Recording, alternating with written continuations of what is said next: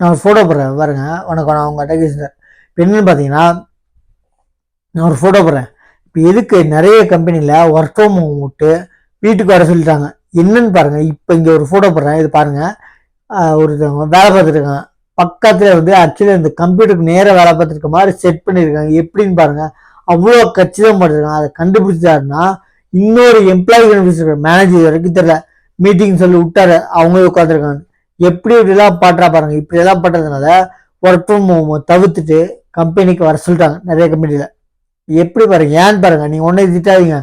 நான் நல்ல ஜாலியா வீட்டுல இருந்தேன்னா இப்படி ஜாலியா இருக்கிறதுனாலதான், நீங்க ஜாலியா வேலை பார்க்கறதுனாலங்க, இப்படி ஜாலியா ரெஸ்ட் எடுக்கிறதுனாலதான் அவங்க ஒர்க் ஃப்ரம் ஹோம்ன்றாங்க. ஏங்க நீங்க கொடுக்குற லீனியன்ட்டை, நீங்க கொடுக்குற பர்மிஷனை கெடுத்துக்கிறதுனால எவ்வளோக்குறா இந்த வரதட்சணை கொடுமை, மெயின்டெனன்ஸு, டொமஸ்டிக் வயலன்ஸு, இந்த மாதிரி கேஸுங்கள்லாம் ரொம்ப கடுமையாக்குறாங்க. அதாவது கேஸ் போடுறவங்களுக்கும் சரிங்களா. ஃபர்ஸ்ட் எல்லார் மேலேயும் போடலாம். நீங்க யார் மேல விருப்பப்படுறீங்களோ, யார் மேல தப்புன்னு இருந்துச்சோ அவங்க மேலே போடலாம். ஆனா இப்போ அண்ணன், தம்பி, அக்கா, தங்கச்சி, சித்தப்பா, பெரியப்பா எல்லார் மேலேயும் போட முடியாதுங்க. சுப்ரீம் கோர்ட் என்ன சொல்லியிருக்காங்கன்னா, அப்பா பெத்தப்பாவுக்கா பெத்தவங்க யாரு, புருஷனை பெத்தப்பாவுக்கா அவங்க அப்பாவா, கட்டின பாவத்துக்காக புருஷன் அப்படின்ட்டாங்க. ஒரு கோர்ட்ல ஒரு ஜட்ஜ் சொன்னது. சரி, நான் சொல்ல. ஏன்னா மிச்ச ஆளுங்க மேல நாத்தனாடு, கொழுந்தனாடு இந்த மாதிரி இருந்தாங்கன்னா, ஒரே வீட்டுல இருந்தாங்கன்னா, அவங்கள கொடுமையா அவங்க குடும்பப்படுத்தியிருந்தாங்கன்னா, அவங்க கொடுமையை அனுபவிச்சிருந்தாங்கன்னா மட்டுமே இவங்க மேல மட்டும் எஃப்ஐஆர் போட முடியும்.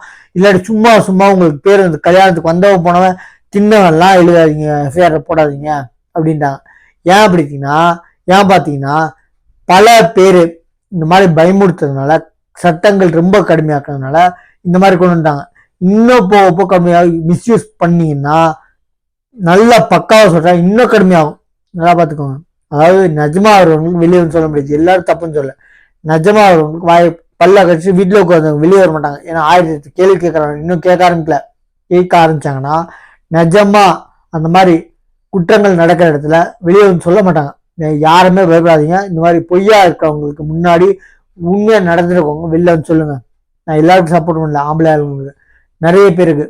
ஃபர்ஸ்ட் 190 பேர் வரதட்சணை கேட்டான். ஆனா இப்போ 196 97 பேர் கேட்கறதுங்க. ஒரு 3 பேர் அங்க இங்கேயும் அரசியல் புருஷலா, 2 பேர், ஒருத்த மட்டும் வெளிப்படையா கேட்கறான். சரிங்களா, ஒருத்த அரசியல், 2 பேர் அரசியல் புருஷலா. என்ன அப்படின்னு பாத்தீங்கன்னா, காலங்கள் சேஞ்ச் இருக்கு. அந்த காலத்துல பொண்டாட்டிங்க லேடிஸ் அவ்வளோ பல்ல கடிச்சு புருஷன் சொல்றது அமைதியா கேட்டுருந்தாங்க. இப்போ ஆகுனா டைவர்ஸ், டொமஸ்டிக் வயலன்ஸு, மெயின்டெனன்ஸு, அப்புறம் இது வரதட்சணை கொடுமை, இது 4 கேஸை மட்டும் ஆயுதமா பயன்படுத்தி திருசூல் கடவுள் குத்துற மாதிரி, குத்துறதுக்கு வச்சிருக்க மாதிரி, அது காவல் தெய்வம், நீங்க அழிக்கிற தெய்வம் மாதிரி அதை வந்து துரும்பிச்சீட்டா யூஸ் பண்ணி எத்தனையோ பேர் வந்து பயமுறுத்துறீங்க. வெள்ளம் கடைப்பிடிச்சுன்னா தாங்க முடியாதுங்க. அது காட்டா இருக்குங்களா, அணைக்கட்டி நீங்க சொல்றது அணைக்கட்டலாம் அப்படின்ட்டு, காட்டாக அணைக்கட்ட முடியாது. பொறுத்துட்டு இருக்க வரைக்கும் தான் ஆம்பளை பொறுமை. ஆனா அவங்க பொறுமையை இழந்தான் சத்தியமா சொல்றேன், ரொம்ப ரொம்ப கஷ்டம். அது தாக்க பிடிக்க முடியாது. காட்டாத மாதிரி தாங்க. பொறுத்துட்டு இருக்க வரைக்கும் என்ன வேணாலும் பண்ணுங்க. ஆனால் நம்ம இது மாதிரி தாங்க, காங்கிரீட் மாதிரி தான். போட்டப்போ தண்ணியா இருக்கப்போ எப்படி வேணாலும் பிரிச்சு விடலாம். ஆனா கட்டி ஆயிட்டோன்னா கல்லாயிடுவான். அந்த மாதிரிதான் பொறுமையா இருக்க வரைக்கும் தான் உங்களுக்கு மரியாதை. அந்த லேடிஸ்க்கு குடும்பம் பிரிஞ்சிடக்கூடாது. நானும் திருப்பி சண்டை போட்டேன்னா குடும்பம் அக்கு நம்ம சரம் பட்டாசு மாதிரி வெடிச்சு சதறிடும் அப்படின்றதுக்காக பல்ல கடிச்சிட்டு உட்காந்துருக்காங்க.